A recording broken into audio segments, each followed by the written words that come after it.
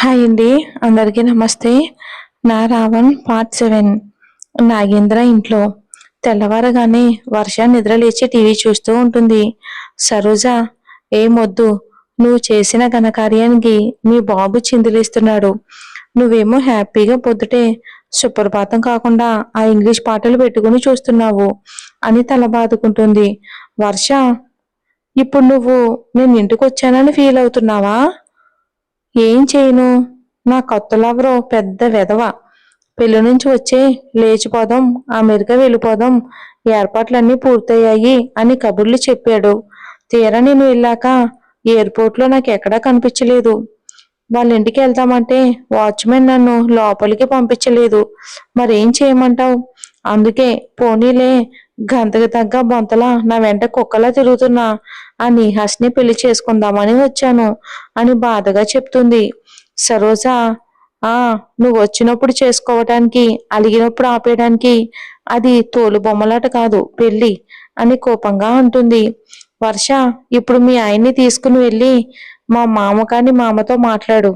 నిహాస్ నా కోసం ఎన్ని రోజులైనా ఎదురు చూస్తాడు అని దీనంగా అంటుంది. సరోజ, ఆ అతిథిని ఎవడో ఎత్తుకుపోయాడే, లేకపోతే ఈ పాటికి వాడితో సెటిల్ అయిపోయేది. దాని ఆస్తి వీడాస్తి మొత్తం కలిపి జల్సా చేసుకునేవాళ్ళం అని కోపంగా అంటుంది.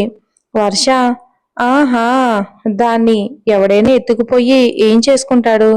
అదేమైనా నాలాగా అందంగా ఉందా ఏంటి అని నవ్వుతుంది. అది చాలు, మీ నాన్న రోజు దానికోసం ఏడుస్తూ పోలీస్ స్టేషన్ చుట్టూ తిరుగుతున్నాడు. బాగా బీపీ ఎక్కువయింది. నువ్వు కనబడితే ఖచ్చితంగా చంపేసేలా ఉన్నాడు అని కంగారుగా అంటుంది. వర్ష, అమ్మా, నీకున్న ఒక్కగానొక్క కూతుర్ని చంపేస్తూ ఉంటే చూస్తూ ఊరుకుంటావా? సరోజ, సరిపోయింది. ఏమని చెప్పి ఆపమంటావు? ఒకటైనా మంచి పని చేసి ఏడ్చావా అని కోపంగా అంటుంది. వర్ష, చూద్దాం, లేవగానే కాళ్ళ మీద పడతానులే అని తల బాదుకుంటుంది. నాగేంద్ర నిద్రలేచిన శబ్దం రావటంతో వర్ష ఓవరాక్షన్ మొదలు పెడుతుంది. వర్ష, అమ్మా, మిమ్మల్ని మోసం చెయ్యాలని చూసినందుకు దేవుడు నాకు గొప్ప శిక్ష వేశాడు అని ఏడుస్తూ ఉంటుంది. నాగేంద్ర వర్ష మాటలు వినగానే తన దగ్గరికి వస్తాడు. దేవుడు నీకు శిక్ష వేశాడో లేదో తెలియదు గాని నాకు శిక్ష వేశాడు. నీలాంటి అతి మంచి కూతుర్ని కానుగ్గా ఇచ్చాడు అని కోపంగా అంటాడు. వర్ష, నాన్న, అసలే బాధలో ఉన్నాను, మీరింకా నన్ను బాధ పెడుతున్నారు. మీరు నన్ను క్షమిస్తారనే ఆశతోనే తిరిగొచ్చాను అని నాటకాలు మొదలు పెడుతుంది. నాగేంద్ర, నువ్వు లేచిపోయావని, పారిపోయావని రకరకాలుగా మాట్లాడుకుంటున్నారే ఊళ్ళో జనాలు. అయినా అవమానాన్ని ఓర్చుకున్నాను. కానీ నీ వల్ల అతిథిని కూడా క్యారెక్టర్ లేని దానిలా చూస్తున్నారు. ఆ ఎస్ఐ స్టేషన్కి వెళ్తే నానా మాటలు అంటున్నాడు. మీ అక్క కోసం వెతకని చోటంటూ లేదు. అందరూ అతిథి మంచితనాన్ని మర్చిపోతున్నారు. ఎవరేమన్నా మౌనంగా తల ఉంచుకుని ఉండిపోవలసి వస్తుంది అని బాధగా మాట్లాడతాడు. వర్ష, మీకు నా గురించి బాధ లేదన్నమాట. కేవలం అతిథి గురించే బాధపడుతున్నారు. ఇంట్లో వాళ్ళకే నా మీద ప్రేమ లేదు. తప్పే, నా తప్పే. ఇప్పుడు మీరేం చేస్తే అదే చేస్తాను అని ఏడుస్తూ నాగేంద్ర కాళ్ళ మీద పడుతుంది. సరోజ, ఏమండి, అది అంతలా ఏడ్చి కాళ్ళు పట్టుకుంటే అలా చూస్తూ ఉండిపోతారేంటండి? కనీసం ఏదో ఒకటి మాట్లాడండి. నాగేంద్ర, నిన్ను కన్న పాపానికి చంపలేనుగా, క్షమించడం తప్ప ఏం చేయగలను? పైకిలే ముందు. ఎలా అయితే నిహాస్ వాళ్ళతో మాట్లాడి పెళ్లి వరకు తెచ్చావో అలాగే ఇప్పుడు కూడా ఏం మాట్లాడుకుంటావో మాట్లాడుకో. వాళ్ళు ఒప్పుకుంటే పెళ్లి చేస్తాను, లేకపోతే చెయ్యను అని కోపంగా చెప్పి సరోజ వైపు చూస్తాడు. సరోజ, నన్ను అమ్మాయిని వెళ్ళి మాట్లాడి రమ్మంటారా? నాగేంద్ర, చూడు, ఇప్పుడైనా బుద్ధిగా ఉండడం నేర్చుకో. అందరితో కబుర్లు చెప్తూ చెక్కళ్ళు కొట్టడం మానేసి, నేను ఇంకొకసారి నిన్ను ఎవరితోనైనా చూశానో అక్కడే పాతేస్తా, జాగ్రత్త అని వర్షకి వార్నింగ్ ఇచ్చి బయటికి వెళ్తాడు. వర్ష, ఇంకెందుకు చూస్తాను, నీ హస్తో అడ్జస్ట్ అవుతాలే, ఎలాగో డబ్బున్నవాడేగా అని వెటకారంగా మాట్లాడుతుంది. సరోజ, ఏయ్, నెమ్మదిగా మాట్లాడవే, మీ నాన్న విన్నాడంటే అడ్డంగా కోసేస్తాడు. వర్ష, నిహాష్ వాళ్ళ ఇంటికి వెళ్దాం.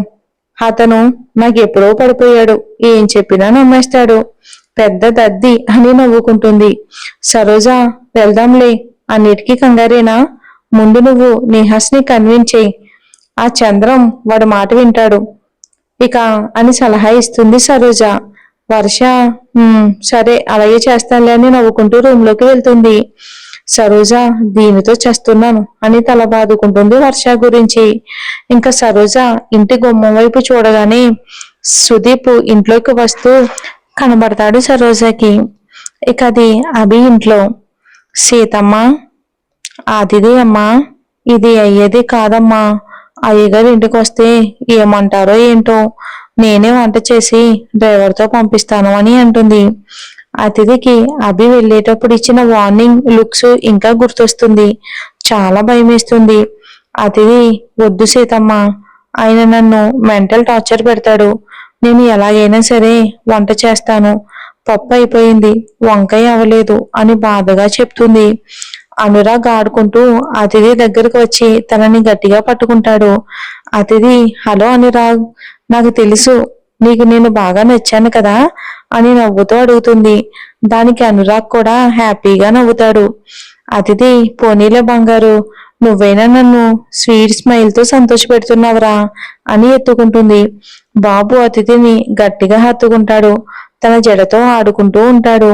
వెంట్రుకలన్నీ తన చేతులతో గట్టిగా లాగుతూ నవ్వుతాడు. అతిథి, అబ్బా అనురాగ్, నొప్పిగా ఉందిరా. నిజమే సీతమ్మ, వీడు అచ్చం వీళ్ళు నాన్నలాగే బిహేవ్ చేస్తున్నాడు అని వెటకారంగా అంటుంది. సీతమ్మ, బాబుని నాకు ఇవ్వండి అమ్మా, మీరు వంట చెయ్యాలిగా అని వెటకారంగా నవ్వుతుంది సీతమ్మ. అతిథి, చా అవును కదా అని అతిథి బాబుని సీతమ్మకి ఇచ్చేసి బయట ఆడించడానికి తీసుకుని వెళ్తుంది సీతమ్మ బాబుని. అతిథి వంట చేసి టైం చూసేసరికి సాయంత్రం 4 అవుతుంది. అతిథి తల బాదుకుంటుంది. ఇక అభి కంట్లో పడకుండా ఉండాలని రూమ్లోకి వెళ్ళిపోతుంది. అభి ఇంటికి రాగానే తన రూమ్లోకి వెళ్ళిపోతాడు. ఆఫీస్ వర్క్ చేసుకుంటూ ఉంటాడు. అభి, అతిథి కాఫీ తీసుకురా అని అరుస్తాడు. అతిథి కాఫీ తీసుకుని వచ్చి అభికి ఇవ్వబోతూ చేతులు వణికి అభి ఆఫీస్ ఫైల్స్ మీద కాఫీ కప్ వదిలేస్తుంది. అభి, ఒక్క పని కూడా సరిగ్గా చేయడం రాదా అని కోపంగా అరుస్తాడు తన మీద. అతిథి కళ్ళల్లో నీళ్లు తిరుగుతాయి. అభి అతిథి కళ్ళల్లో నీళ్లు చూసి కొంచెం కోపం తగ్గించుకుని నార్మల్ అవుతాడు. అతిథి, సారీ, ఎందుకో చేతులు వణుకాయి అని నెమ్మదిగా చెప్తుంది. అభి, మరి నా ఆఫీస్ వర్క్ ఎవరు చేస్తారు అని క్వశ్చన్ వేస్తాడు. అతిథి, చా, నీకు అస్సలు బుద్ధి లేదు. ఏదో ఒకటి చేసి తిట్టించుకుంటూ ఇరుక్కుపోతూ ఉంటావు. ఇప్పుడు బాగా ఏడువు అని తనని తనే తిట్టుకుంటుంది అతిథి. నేను చేసిస్తాను అభి. అవునా, ఇవేంటో తెలుసా? అతిథి, నేను MBA చేశానండి, నాకు తెలుసు అంటుంది. అభి, అలా అయితే ఇక్కడే కూర్చుని ఆ ఫైల్స్ అన్ని మళ్ళీ రెడీ చేయి అని చెప్తాడు. డాక్యుమెంట్స్ లో కాపీ చేస్తూ ఉంటుంది. అభి అతిథిని గమనిస్తూ ఉంటాడు. అతిథి లంగా ఓణి వేసుకుని ఉంటుంది. తన కళ్ళు చాలా అందంగా కనబడుతూ ఉంటాయి. తన వంటగదిలో కుస్తీ పట్టిన విషయం తన ముఖం చూస్తేనే అభికి అర్థమైపోతుంది. ఇక అభి, ఆ ఫైల్స్ లో ఉన్న డేటా ల్యాప్టాప్ లో సేవ్ చేయగలవా అని అడుగుతాడు తనని. అతిథి, ఎక్కడ సేవ్ చేయమంటారో చూపించండి అంటుంది. అభి అతిథి దగ్గరకు వచ్చి ల్యాప్టాప్ లో ఏదో చూపిస్తూ ఉంటే అతిథి కదలకుండా ల్యాప్టాప్ చూస్తుంది. అతిథికి ఏదో డౌట్ వచ్చి వెనక్కి తిరుగుతుంది. అభి ముఖం తన ముఖానికి అతి దగ్గరగా ఉంటుంది. అభి అతిథి కళ్ళల్లోకి చూస్తూ ఉండిపోతాడు. అతిథి కూడా అభి కళ్ళల్లోకి చూస్తుంది. ఇద్దరు చాలాసేపు అలానే ఉండిపోతారు. అతిథి పొడవైన వెంట్రుకలు అభి ముఖానికి తగులుతూ ఉంటాయి. అభి అతిథి పెదవుల వైపు చూస్తూ ఉంటాడు. అతిథి ఉన్నట్టుండి దూరం జరిగిపోతుంది. అభి తల పట్టుకుని ఏదో ఆలోచిస్తూ సారీ అని బయటికి వచ్చేస్తాడు. అతిథి అభి సారీ చెప్పడం చూసి ఆశ్చర్యపోతుంది. తను మళ్ళీ వర్క్ లో పడిపోతుంది. త్వరగా వర్క్ కంప్లీట్ చేసి గార్డెన్ లో ఉన్న అభి దగ్గరకు వస్తుంది. అభి టెన్షన్ గా స్మోక్ చేస్తూ ఉంటాడు. అతిథి, వర్క్ కంప్లీట్ చేశాను సార్. అభి, అతిథి మధ్యాహ్నం భోజనం పంపించలేదా? అతిథి, నేను వంట నేర్చుకుని చేసేసరికి 4 అయ్యింది, అందుకే పంపించలేదు అని అమాయకంగా చెప్తూ ఉంటే అభికి, అతిథిని, దీనికి శిక్ష ఏంటో తెలుసా? అతిథి ఏదైనా పర్వాలేదు సార్, చెప్పండి చేస్తాను. అభి నాతో డాన్స్ చేయి ఇక్కడే ఇప్పుడే అంటాడు. అతిథి షాక్ అవుతుంది. సార్ అలా చేయలేను అని చెప్తూ ఉండగానే అభి చెయ్యిస్తాడు. అభి తన మాటలు వినడు అని అర్థమవుతుంది. అతిథి కళ్ళల్లో నీళ్లతో అభి చేతిలో చెయ్యేస్తుంది. అతిథికి తన భర్తతో మాత్రమే పంచుకోవాలి అనుకున్న మధుర క్షణాన్ని అభితో పంచుకోవటం నచ్చదు. తనకిష్టం లేకపోయినా అభి చూపులకు భయపడి డాన్స్ చేస్తుంది. అభి అతిథితో డాన్స్ చేస్తూ ఓని లోపల నుంచి నడుం టచ్ చేస్తాడు. అతిథి శరీరం అభి స్పర్శ తగిలి సన్నగా వణుకుతుంది. అతిథి గట్టిగా కళ్ళు మూసుకుంటుంది.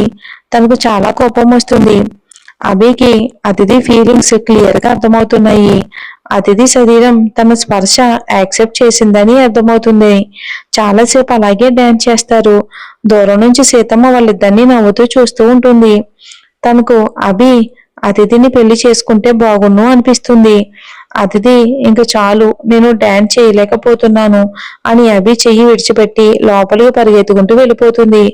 అభికి ఎందుకు చాలా హ్యాపీగా అనిపిస్తుంది. అయినా అతిథికి కొంచెం దూరంగా ఉంటే మంచిదని ఫిక్స్ అవుతాడు. అతిథి రూమ్ లోకి వచ్చి బాగా ఏడుస్తుంది. త్వరగా ఇంటికి వెళ్ళిపోయేలా చెయ్యి దేవుడా అని బాధపడుతుంది. సీతమ్మ అతిథి దగ్గరికి వస్తుంది. అతిథి చెప్పు సీతమ్మ అని కళ్ళు తుడుచుకుంటుంది. తీసుకురమ్మన్నారమ్మా, తినండి అని భోజనం చేతికి అందిస్తుంది. అతిథి వద్దన్నట్టు తల ఊపుతుంది. సీతమ్మ వద్దంటే అయ్యగారు వచ్చి తినిపిస్తానన్నారు అంటుంది. అతిథి ఫాస్ట్ గా భోజనం చేసి కాలి ప్లేటు సీతమ్మకి ఇస్తుంది. దానికి సీతమ్మ నవ్వుకుని బయటికి వెళ్ళిపోతుంది. అభి సీతమ్మ ఖాళీ ప్లేటుతో రావడం చూసి తన రూమ్ లోపలికి వెళ్తాడు. అభికి నిద్ర పట్టక వర్క్ చేసుకుంటూ ఉండిపోతాడు. అతిథి అభి ఎందుకు ఇలా ప్రవర్తిస్తున్నాడు, నాతో తప్పుగా ప్రవర్తించలేదు, ఛాన్సు తీసుకోలేదు, దూరంగా ఉన్నాడులే మంచివాడు అనుకునేలోపు ఏదో ఒకలాగా దగ్గర అవడానికి ట్రై చేస్తున్నాడు. నేను తన విషయంలో ఇలాగే ఉండిపోతే వీక్ అయిపోతానేమో. ఇలా ఎమోషనల్ గా కనెక్ట్ అయ్యి నన్ను సాధించాలనుకుంటున్నాడా? అమ్మాయిలు పిచ్చి ఉంటే తన హోదాకి 1,00,000 మంది దొరుకుతారు. వీడసలు మంచివాడా చెడ్డవాడా ఏం అర్థం కావట్లేదు అని ఆలోచిస్తూ ఉండిపోయి ఎప్పటికో నిద్రపోతుంది. మరి మీరేమనుకుంటున్నారో కామెంట్ చేయండి.